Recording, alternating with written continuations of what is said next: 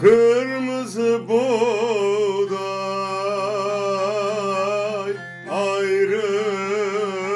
ayrılmıyor sezinden.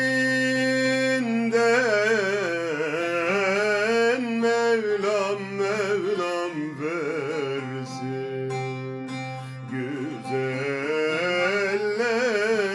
güzellerin gencinden.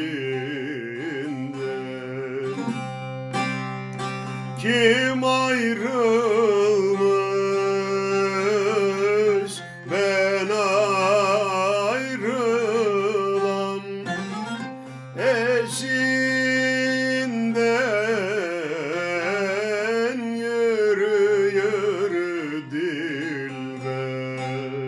Salma saçın sürünsün. Açıver cepkenini, elmas gerdan görünsün. Açıver cepkenini, elmas gerdan görünsün.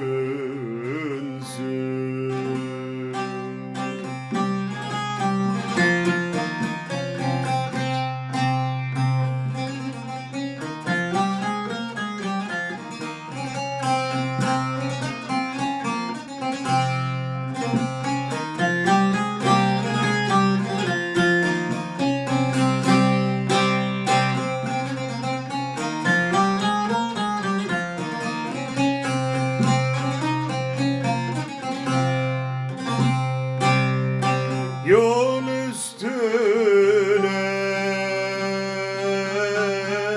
kura koymuş İlyeni, ben istemem mavi şal var giyeni. Ben isterim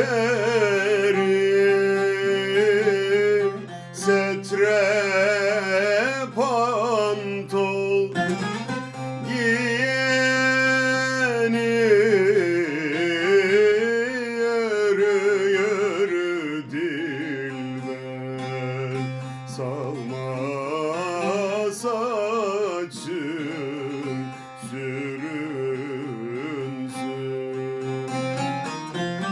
Açıver cepkenini, elmas gerdan görünsün. Açıver cepkenini,